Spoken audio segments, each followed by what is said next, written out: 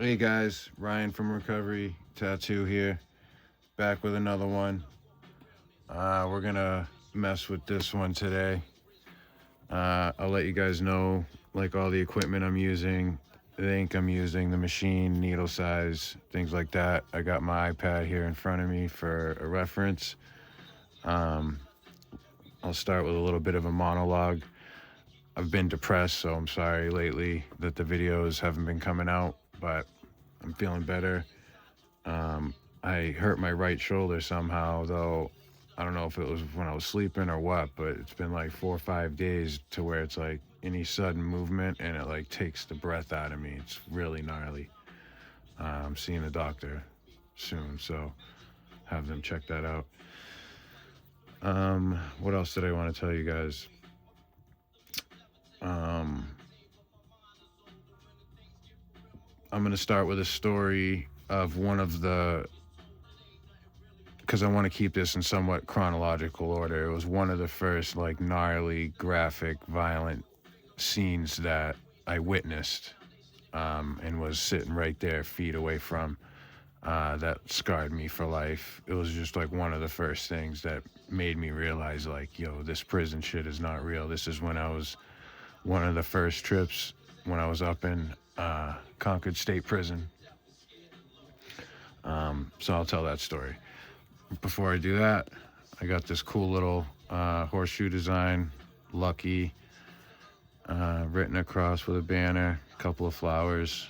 I'm going to use my OG Fury 2 with my Fall Harbor motor, probably about 8 volts.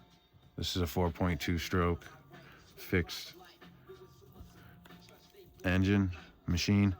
I'm going to use a Mast Pro 2 cartridge, straight dynamic black ink, but I also on the side have Dynamics 20% gray wash.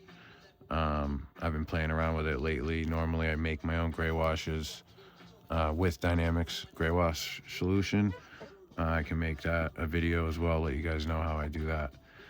Um, oh shoot, I forgot my headlamp. Sorry guys. And the other thing, Inkies for my lubrication. And I use that instead of Vaseline because it smells good and it doesn't clog up the needles like Vaseline does. That's really the only reason. You can totally use Vaseline and that would be fine.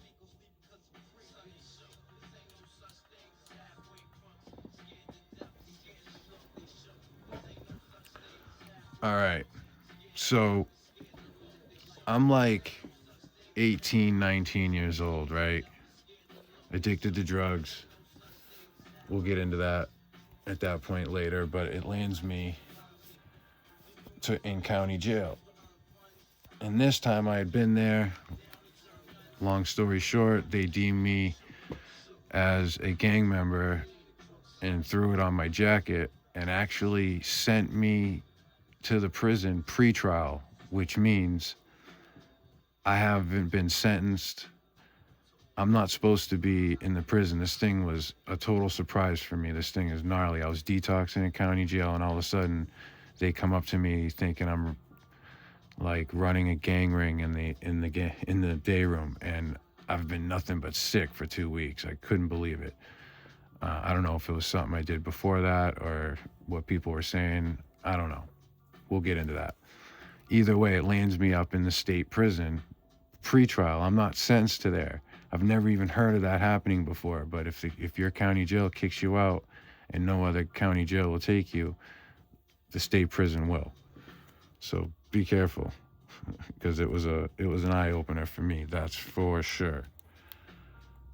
So when you first get to prison, it's back then it was 90 days at least in R&D, and I was like research and development or something, I think, and it was 90 days.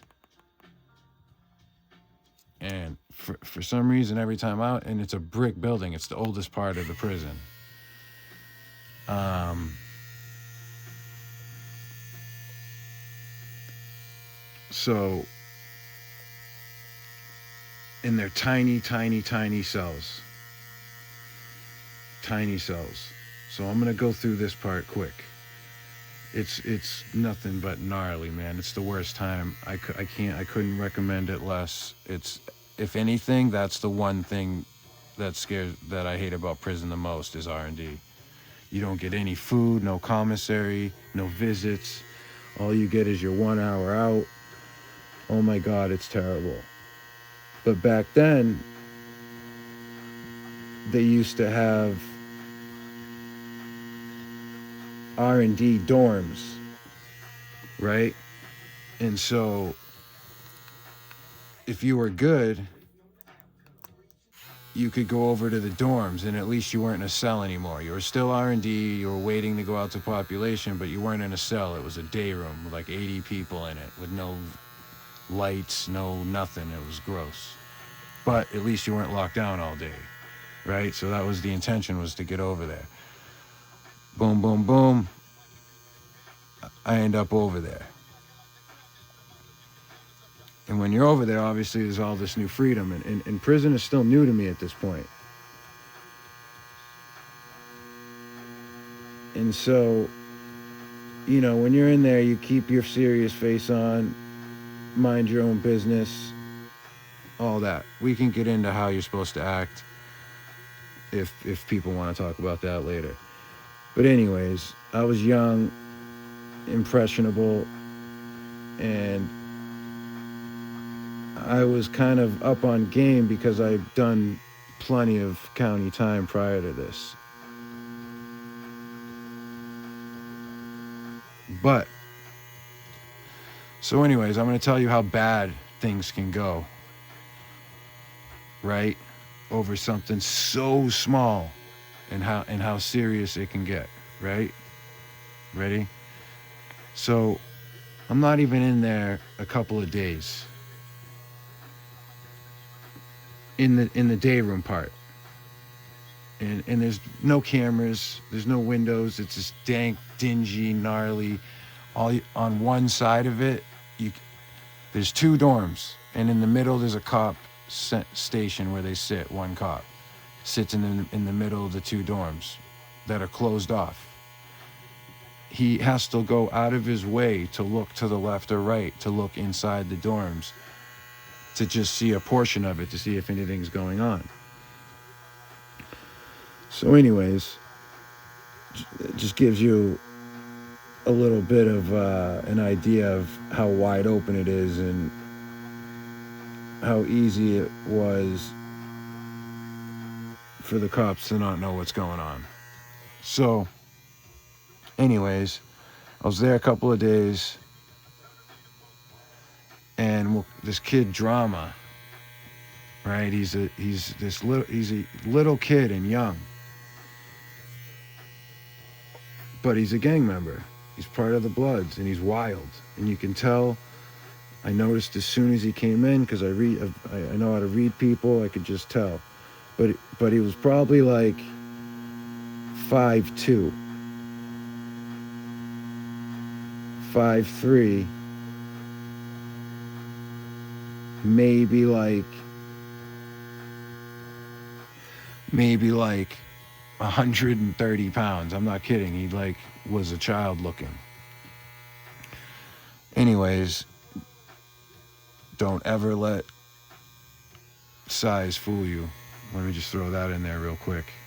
Anyways, so I was only in there a couple of days. I meet up with a couple of people that know people I know, so whatever. I have a couple of people I'm talking to, right? So I'm getting somewhat comfortable. I'm playing cards. This kid Drama is always at the poker table, and he got his name for a reason, because he was very loud. He was very arrogant, and very much like wanted people to fucking fuck with him. You could tell he was looking for a fight always. And I don't really like people like that, and I don't feed into it. I'm smarter than they are, you know? So anyways, Me and this kid actually almost get into it a couple of times because of the poker table thing. But like I said, I know how to outsmart people with my words and get out of situations if I can. So, anyways, it was commissary day, or maybe the day before, and this kid drama was trying to get a jar of peanut butter from somebody.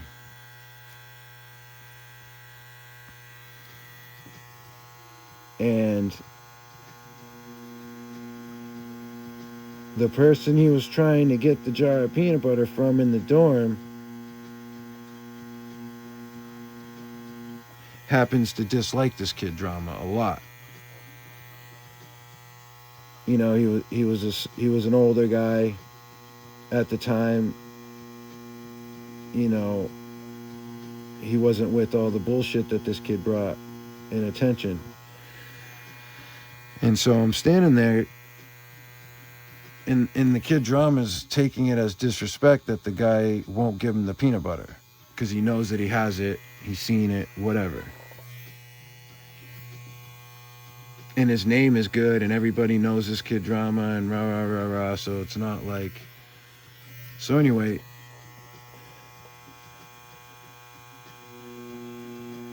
my friend ended up telling this kid, hey man, fucking beat it.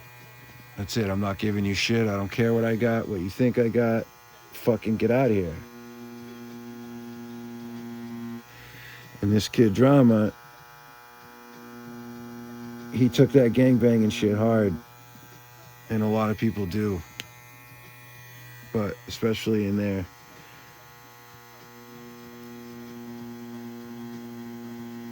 And real quick, let me tell you how that got out of control, right?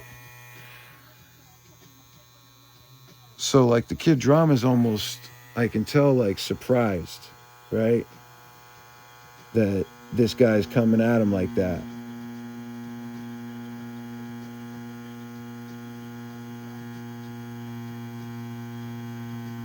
Because everybody knows drama gets busy. He'll fight over anything. And even though he's a small kid, it doesn't matter. Size does not matter. Anyways.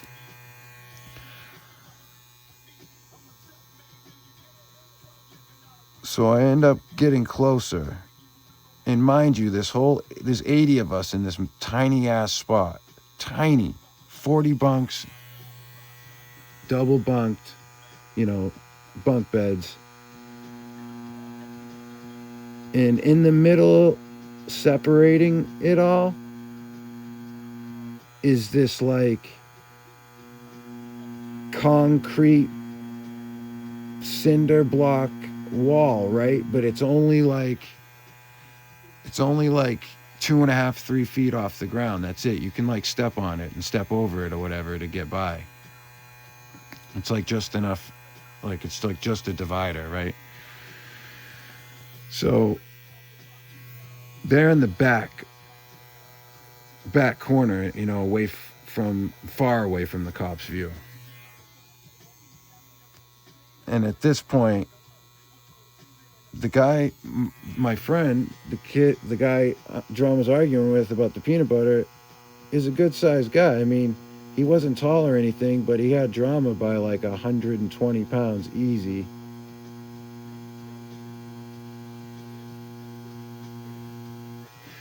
And all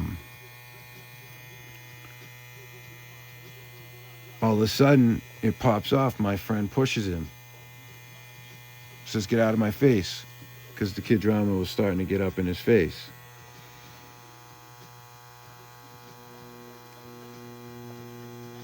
And the kid drama almost thought he was joking. He's like, are you joking? Are you serious? You want to do this right now? And my friend's like, it is what it is, man. Whatever you want to do, da-da-da-da-da, and shoves him again. Off his feet, though. Like I said, this kid was a smaller kid. So when a full-grown man shoves you in your chest, you're going off your feet. He like half fell, but like I said, this kid could move. Man, This kid jumped up faster than a Spider-Man movie. I'm not kidding you. Boom, jumps up on his feet and starts attacking my friend, right? Hard. He's hitting him like 50 times. All my friend can do is cover up because this kid knows how to fight and he's unbelievably fast. And he's hitting my friend, hitting my friend, hitting my friend. He's not really doing much damage to my friend, but he's getting him. So my friend finally like pushes him away, right? Gets some distance between them. They square up again. They trade off a few blows. Ends up, my friend slips, like backing up from him. And so this kid Drama was able to get on top of him and literally just start pummeling him, hitting him so many times over and over and over and over again. At this point, you know, their shirts are off. Everybody's screaming, yelling. It's a big scene, but like I said, the cops aren't in there, and they're behind a closed door. They have no idea what's going on unless someone tells them. So anyways,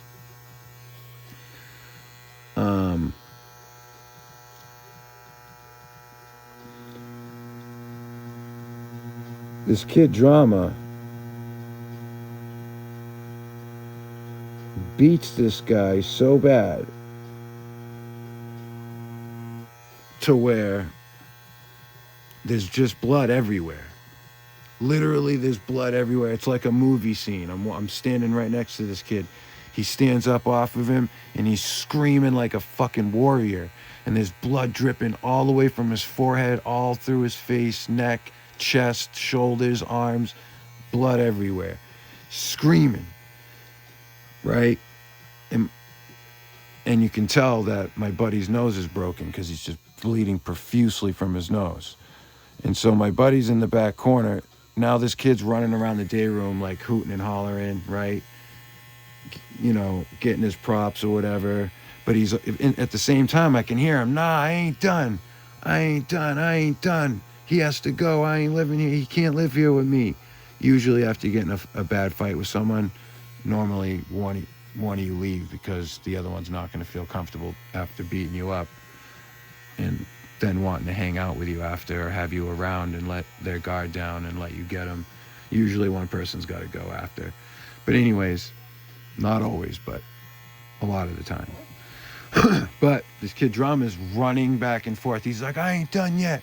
I ain't done yet. He's got to go. I ain't done yet. I'm sitting here watching this. It's like a total fucking movie with this kid. And my friend is in the back corner now trying to piece his nose back together and stop the bleeding. And so he's got his head down, right? He's kind of lacking a little bit. He stopped paying attention. He thought it was over. And this kid Drama, man, there's a couple other of my buddies grabbing a mop bucket and some mop water because there's blood everywhere all over the bunks floor. We're trying to get it cleaned up so nobody gets in trouble, right? And so this kid Drama walks up to my buddy with the mop bucket, right? Rips the mop bucket out of his hand, the whole thing. And these are the old school ones where you could like take the wringer out, where you wring the mop out is a second piece and the whole wringer is attached to it on a pole. So it's actually this total deadly murder weapon once you take it out of there, really. So he rips the mop out of this kid's hand. And I'm telling you, all this happened within minutes too, by the way. Rips the mop out of this kid's hand. He's like, I ain't done yet. I ain't done yet. I ain't done yet.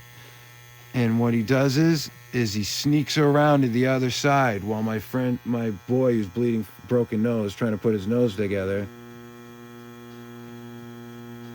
is standing with his back against one of those half divider walls that I was just telling you about. And he this kid Drama, man, he grabs that mop wringer and he runs around and he steps his foot on top of this 2.5, 3 foot cinder block wall that was literally only the width of a cinder block, but 2.5 feet tall. He takes the mop wringer, puts it over his head like he's gonna swing down. He puts 1 foot on top of that divider, jumps off the thing, off the divider, and comes down like Thor's hammer with that mop wringer on top of my buddy's head and cracks him in the fucking skull with it. Oh my God. It was one of the most gnarly things I seen. That sound, oh my God. I ran over. My buddy's whole head is split wide open. The inside is nothing but white meat hanging.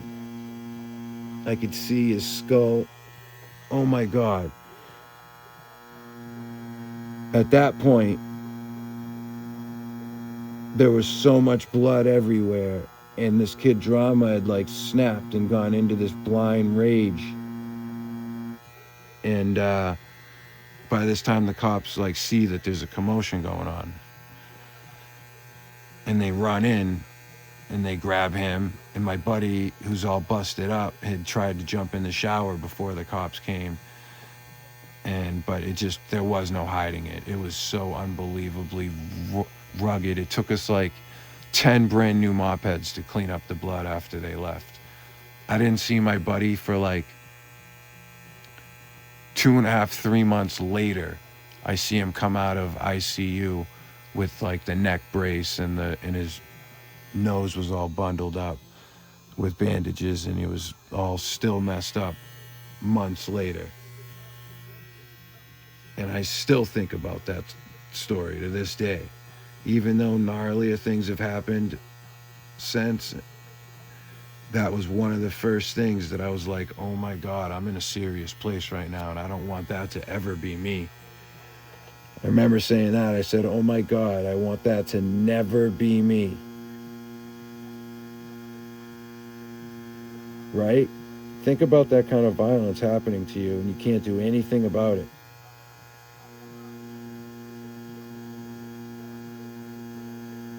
Everybody's tough until somebody tougher comes along. And trust me, they will come along and always do.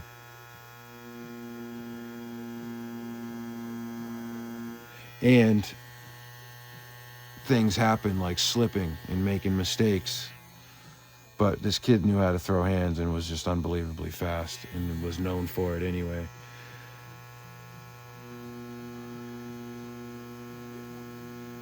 And I remember, this was so long ago now. I remember it like it was yesterday, this kid running around beating on his chest with blood everywhere.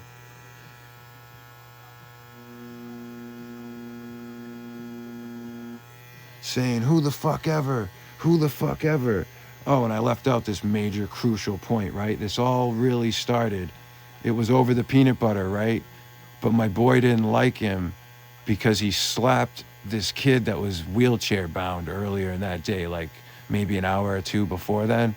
He literally slapped this handicapped kid who was also a kid in his like mid-20s, but he's handicapped. Can't stand up, can't fight, nothing.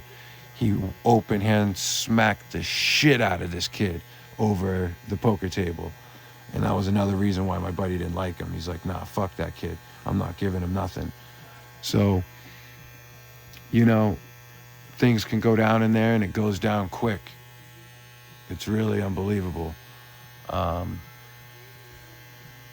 So my buddy ended up being okay months later. This kid Drama was out on the compound just a couple of weeks later, no problems, loving life. He got out R&D early because of it all, really. But I want you guys to think, like, is that something that you're comfortable with seeing every day, or worse? Is that something that you want to participate in or be the victim of? Think about both. Because if you're going down the wrong path, you're gonna be forced to be the victim or the wolf. And sometimes it really sucks, but sometimes you have to choose. And everybody's tough on the street. Everybody says, oh, I'll never let that happen. Okay, well, I'll see you in there.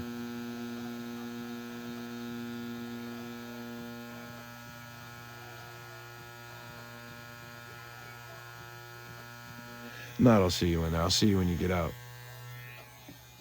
Kind of person you are. It changed me.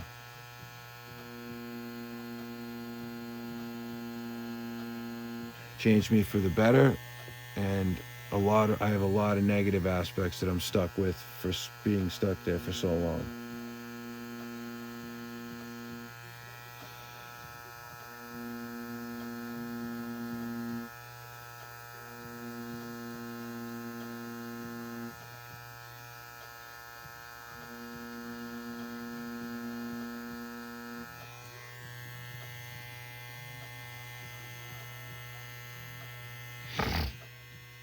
So I'm looking at my YouTube analytics lately, and I noticed that most people don't watch anything longer than like 25-30 minutes. So I'm going to try to keep my videos around 25-30 minutes for now, unless you guys are requesting for longer ones. I can go into more detail about stuff. There's all kinds of stuff I can do. But I'll conclude this video for now, so I don't run too long, and so people stick around. Please like, comment, subscribe, share. Let me know what you want to talk about next. I got unlimited stories. And I'll talk about my first prison fight, because it was very shortly after this situation that it happened. So that's the only reason why I told this story first. All right, guys, I'm going to finish lining this up. I'll take a picture at the end and throw it up somehow. I'm still getting used to the editing thing. I'm very brand new to this, but I'm going to stay true to this. I'm here for it. Let's do it, you guys. I'm going to finish lining this up, put up a picture of it after, and then I'm either shade it with the next video, or it'll be something new on the next video. All right, guys? All right, thanks for sticking with me. I hope to see all of you soon. Hell yeah. Love you guys.